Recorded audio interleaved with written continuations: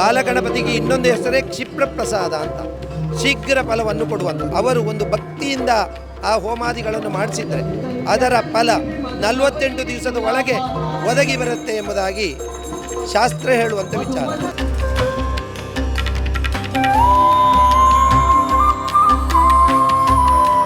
ವೀಕ್ಷಕರೇ, ವಿಶೇಷ ಕಾರ್ಯಕ್ರಮಕ್ಕೆ ಸ್ವಾಗತ. ಅಡೆತಡೆಗಳನ್ನು ನಿವಾರಿಸಿ ಇಷ್ಟಾರ್ಥವನ್ನ ಈಡೇರಿಸುವಂತಹ ಗಣೇಶನ ಹಬ್ಬ, ಗಣೇಶೋತ್ಸವದ ಸಂಭ್ರಮ ಎಲ್ಲೆಡೆ ಮನೆ ಮಾಡಿರುವಂಥದ್ದು.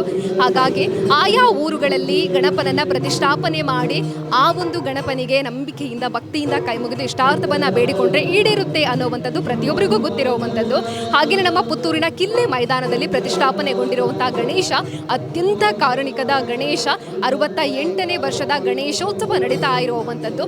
ಇಲ್ಲಿ ಹಲವಾರು ವಿಶೇಷಗಳು ಇದೆ. ತುಲಾಭಾರ ಸೇವೆಯಾಗಿರ್ಬೋದು, ಅದರ ಜೊತೆಗೇನೆ ಇನ್ನೂ ವಿಶೇಷವಾಗಿರುವಂಥದ್ದು ಈ ವರ್ಷ ಅಂತ ಹೇಳಿದರೆ ಬಾಲ ಗಣಪತಿ ಹೋಮ.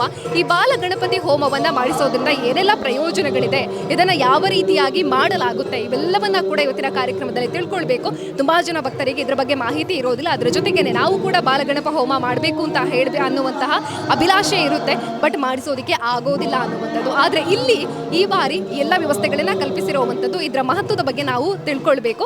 ನಮ್ಮ ಜೊತೆಗೆ ಅರ್ಚಕರಿದ್ದಾರೆ, ಬಾಲ ಗಣಪತಿ ಹೋಮವನ್ನ ಮಾಡುವಂತ ಅರ್ಚಕರಿದ್ದಾರೆ, ಮಾತಾಡ್ಸೋಣ. ನಮಸ್ತೆ ಸರ್. ನಮಸ್ತೆ.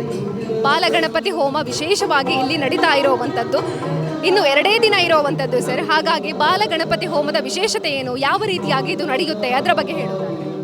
ಬಾಲ ಗಣಪತಿಯ ವಿಶೇಷತೆ ಅಂತ ಹೇಳಿದರೆ ಅದು ನಮ್ಮ ಮನಸ್ಸಿನಲ್ಲಿ ಏನೆಲ್ಲ ಅಭೀಷ್ಟಗಳುಂಟೋ ಅಭೀಷ್ಟವನ್ನು ನೆರವೇರುವಂತಹ ಒಂದು ಪವಿತ್ರವಾದ ಹೋಮ. ಸೂರ್ಯ ಆಗತಾನೆ ಉದಯಿಸಿದ ಸೂರ್ಯ ಹೇಗಿರ್ತಾನೆ ಹಾಗೆ ಆಗತಾನೆ ಅವತಾರ ಎತ್ತಿದ ಗಣಪತಿ. ಆ ಆಗತಾನೆ ಅವತಾರ ಎತ್ತಿದ ಗಣಪತಿ ಒಂದು ವಿಶೇಷವಾದ ಫಲವನ್ನೇ ಕೊಡ್ತಾನೆ. ಈಗ ಸಣ್ಣ ಮಗು ಇರುತ್ತೆ, ಆ ಮಗುವಿಗೆ ಏನು ಮಾಡಬೇಕು ಅಂತೇಳಿ ಗೊತ್ತಾಗೋದಿಲ್ಲ. ಅದೆಲ್ಲ ಆ ಮಗುವಿನ ಕೆಲಸವನ್ನು ಯಾರು ಮಾಡ್ತಾರೆ? ತಾಯಿಯಾದವಳು ಮಾಡೋದು. ಹಾಗೆ ಇಲ್ಲಿ ಈ ಮಗುವಿಗೂ ಹಾಗೆ ಆಗತಾನೆ ಅವತರಿಸಿದ ಮಹಾ ಬಾಲಗಣಪತಿ, ಆ ಗಣಪತಿಯ ಆರಾಧನೆ ಮಾಡುವುದರಿಂದ ಆ ಗಣಪತಿ ಬಹಳ ಸಂತೋಷಿತನಾಗಿ ಮನುಷ್ಯರ ಮನಸ್ಸಿನಲ್ಲಿ ಏನೆಲ್ಲ ಅಭೀಷ್ಟ ಉಂಟು ಅಭೀಷ್ಟವನ್ನು ಅನುಗ್ರಹಿಸ್ತಾರೆ ಎಂಬುದಾಗಿ ಹೇಳುವಂಥ ವಿಚಾರ. ವಿಶೇಷವಾಗಿ ಬಾಲಗಣಪತಿಗೆ ಇನ್ನೊಂದು ಹೆಸರೇ ಕ್ಷಿಪ್ರ ಪ್ರಸಾದ ಅಂತ, ಶೀಘ್ರ ಫಲವನ್ನು ಕೊಡುವಂಥದ್ದು. ಅದರಲ್ಲಿಯೂ ವಿವಾಹ ಆಗದೇ ಇರುವ ಯುವತಿ ಇರ್ಬೋದು, ಯುವಕ ಇರ್ಬೋದು, ಅವರಿಗೆಲ್ಲ ಅವರು ಒಂದು ಭಕ್ತಿಯಿಂದ ಆ ಹೋಮಾದಿಗಳನ್ನು ಮಾಡಿಸಿದರೆ ಅದರ ಫಲ 48 ದಿವಸದ ಒಳಗೆ ಒದಗಿ ಬರುತ್ತೆ ಎಂಬುದಾಗಿ ಶಾಸ್ತ್ರ ಹೇಳುವಂಥ ವಿಚಾರ. ಅದಲ್ಲದೆ ಈ ಬಾಲಗಣಪತಿ ಹೋಮದಲ್ಲಿ ಆ ಭಗವಂತನಿಗೆ ಅರ್ಪಣೆ ಮಾಡುವಂತಹ ದ್ರವ್ಯಾದಿಗಳಲ್ಲಿಯೂ ವಿಶೇಷ ಉಂಟು. ತೆಂಗಿನ ಹೂವು, ಹಾಗೆಯೇ ಜೇನು ತುಪ್ಪ ಮತ್ತು ಹರಸಿನ ಮತ್ತು ಸಕ್ಕರೆ ಇದನ್ನೆಲ್ಲ ಮಿಶ್ರಣ ಮಾಡಿ ಬಾಲ್ಯಾವಸ್ಥೆಯ ಮಗುವಿಗೆ ನಾವು ಹೇಗೆ ಆಹಾರವನ್ನು ಕೊಡ್ತೇವೆ ಹಾಗೆ ಸ್ವಲ್ಪ ಸ್ವಲ್ಪವೇ ಅಗ್ನಿಮುಖೇನ ಆಹುತಿಯನ್ನು ಕೊಡುವುದು. ಆ ರೀತಿಯಾಗಿ ಕೊಟ್ಟಾಗ ಆ ಭಗವಂತ ಸ್ವೀಕಾರ ಮಾಡಿ ಸುಪ್ರೀತನಾಗಿ ಪ್ರಸಾದೇ ಸರ್ವದುಃಖಾನ ಹಾನಿ ತಸ್ಯೋಪಜಾಯಿತೆ. ಭಗವಂತ ಪ್ರಸಾದ ಹೊಂದಿದ ಅಂತಾದರೆ ಆವಾಗ ನಮಗೆ ಏನೇ ಒಂದು ದುಃಖ ಇದ್ದರೂ ಕೂಡ ಅದೆಲ್ಲವನ್ನು ನಿವೃತ್ತಿಪಡಿಸ್ತಾನಂತೆ. ಆ ಪ್ರಕಾರ ಆ ಹೋಮಾದಿಗಳನ್ನು ಮಾಡುವಂತಹ ವಿಚಾರ.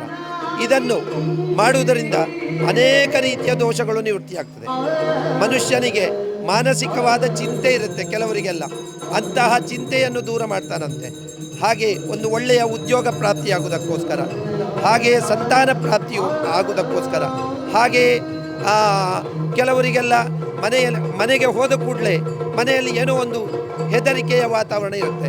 ಅಂಥವರು ಕೂಡ ಮನೆಯಲ್ಲಿ ಈ ಹೋಮಾದಿಗಳನ್ನು ಮಾಡುವುದರಿಂದ ಮನೆಯಲ್ಲಿ ಒಂದು ಸುಂದರವಾಗಿ ಮನೋ ನೆಮ್ಮದಿಯಾಗಿ ಜೀವನ ಮಾಡುವ ಹಾಗೆ ಆ ದೇವರು ಅನುಗ್ರಹಿಸ್ತಾರೆ ಎಂಬುದಾಗಿ ಎಲ್ಲ ಶಾಸ್ತ್ರದಲ್ಲಿ ಹೇಳುವಂಥ ವಿಚಾರ. ಇಲ್ಲಿ 31ನೇ ತಾರೀಕು ಪ್ರಾತಃ ಕಾಲ 4:45 ಆ ಹೋಮವನ್ನು ಮಾಡ್ತಾ ಇದ್ದಾರೆ. ಇಲ್ಲಿ ಮಾಡುವ ಉದ್ದೇಶ ಏನು ಅಂತ ಇದ್ದರೆ ಎಲ್ಲ ಜನರಿಗೂ ಒಳ್ಳೆಯದಾಗಬೇಕು, ಹಾಗೆ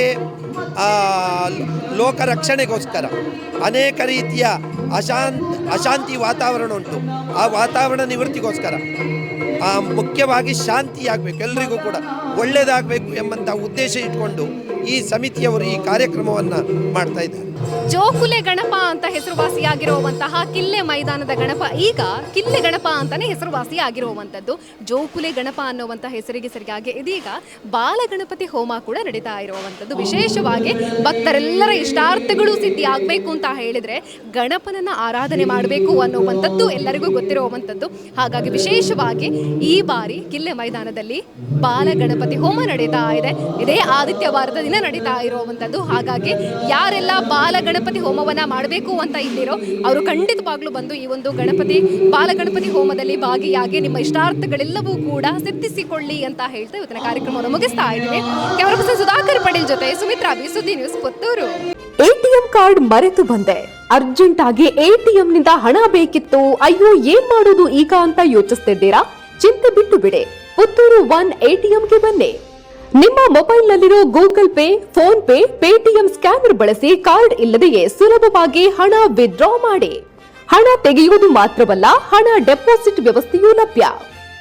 ಈಸಿಯಾಗಿ ಭೀಮ್ ಆಪ್ ಮೂಲಕ ಅಕೌಂಟ್ ಲಿಂಕ್ ಮಾಡಿ Canara bank, bank of Baroda, south India bank, Indian bank, federal bank, central bank, Axis bank, union bank, corporation bank ಹೀಗೆ ಒಟ್ಟು 13 ಬ್ಯಾಂಕ್ ಖಾತೆಗಳಿಗೆ ಒಂದೇ ಎಟಿಎಂ ಮೂಲಕ ಈಸಿಯಾಗಿ ಯುಪಿಐ ಸ್ಕ್ಯಾನ್ ಮೂಲಕ ಡೆಪಾಸಿಟ್ ಮಾಡುವ ವ್ಯವಸ್ಥೆ. ಪುತ್ತೂರಿನ ಕೇಂದ್ರ ಭಾಗಗಳಾದ 3 ಕಡೆ ನಮ್ಮ ಎಟಿಎಂ ಸೌಲಭ್ಯ. ಗಾಂಧಿ ಕಟ್ಟೆ ಬಳಿ ಕೆಎಸ್ಆರ್ಟಿಸಿ ಕಮರ್ಷಿಯಲ್ ಬಿಲ್ಡಿಂಗ್ನ ಫಸ್ಟ್ ಫ್ಲೋರ್, ಪುತ್ತೂರು ಮುಖ್ಯ ರಸ್ತೆಯ ಹರಿಪ್ರಸಾದ್ ಹೋಟೆಲ್ ಎದುರುಗಡೆ. ಇದರೊಂದಿಗೆ ಸುಳ್ಯದ ಕೆಎಸ್ಆರ್ಟಿಸಿ ಬಸ್ ನಿಲ್ದಾಣದಲ್ಲಿಯೂ ಸೇವೆ ನೀಡುತ್ತಿರುವ ಈಸಿ ಎಟಿಎಂ. ಪುತ್ತೂರು 1 ಎಟಿಎಂ ಬಳಸಿ ಸುಲಭವಾಗಿ ಹಣ ಪಡೆಯಿರಿ, ಹಣ ಡೆಪಾಸಿಟ್ ಕೂಡ ಮಾಡಿ. ಸುದ್ದಿ ಚಾನಲ್, ಕ್ಷಣ ಕ್ಷಣದ ಸುದ್ದಿಗಾಗಿ.